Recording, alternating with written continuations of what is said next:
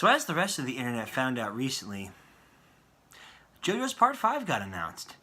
And yeah, it's kind of a big deal. A lot of people that are fans of the series would defend Part 5 as being the best part in the series. And other people will say that Steel Ball Run, Part 7, would be the best in the series, or Part 3, Stardust Crusaders, would be the best in the series. And that really comes down to personal opinion at the end of the day. But what I wanted to talk about today is not really JoJo's Bizarre Adventure as the series itself. I wanted to focus on the creator, Hirohiko Araki. Now, I do need to admit, as far as reading manga, there's not really that many that I've actually read or that I am currently reading. The biggest one that I'm still reading would actually be Berserk, which I've expressed my love for before. But JoJo's Bizarre Adventure is something a little bit special. JoJo's Bizarre Adventure started off as a manga series in the year 1986 and is still ongoing to this day with Part 8, Jojolian. And while it does take Araki some time in order to have the chapters out, it is still very, very popular. And one thing that always interested me after getting into the series of JoJo's Bizarre Adventure was how, even though the series has gone through such incredible changes, which I think have been pretty unseen in most manga series, it still has a ridiculous fan base who love it, and I'm part of that fan base too. Now, the key to surviving, whether it be with television series or music or manga, is change.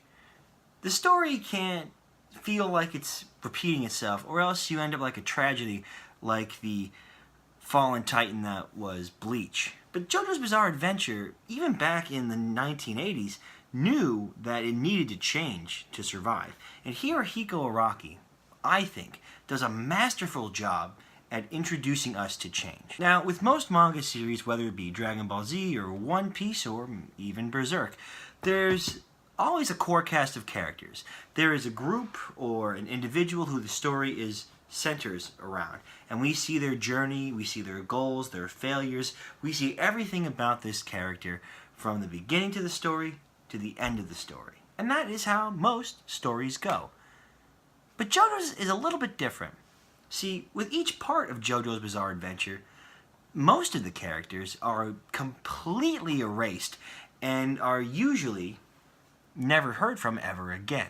One example being the main Joestar in Part 1, Phantom Blood, Jonathan Joestar.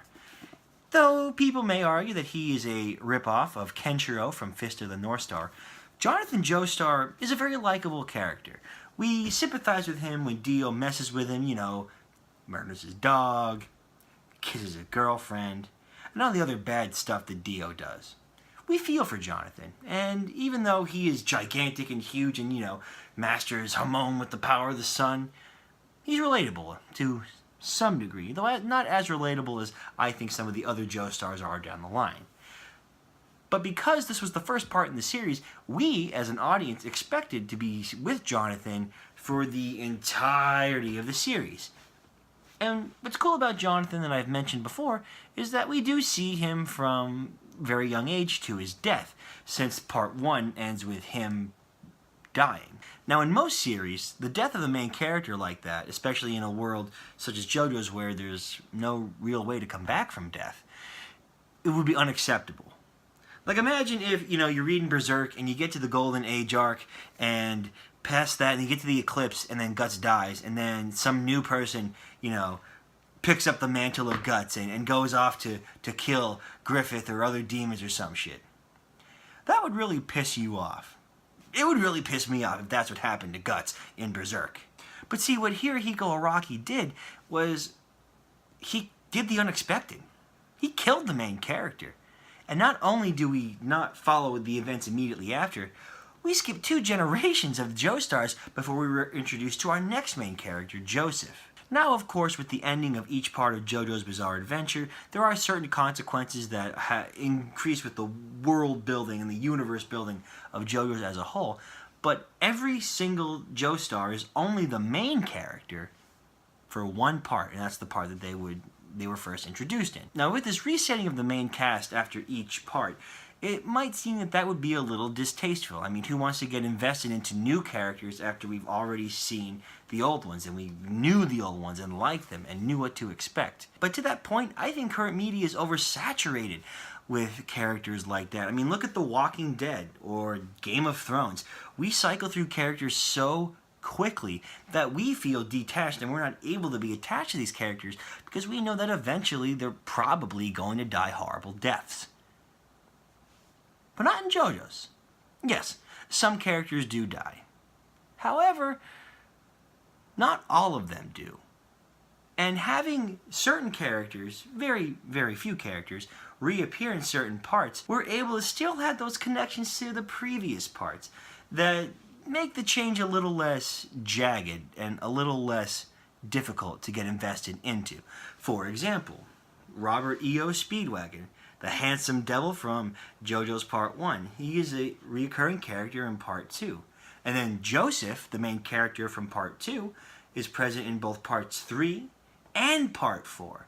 And then we have Jotaro, who comes in from Part 3, goes into Part 4, mentioned in Part 5 a little bit, and then he's another character in Part 6. It's a very interesting style because only certain characters we get to see more of. But those certain characters remind us of the parts that have existed prior.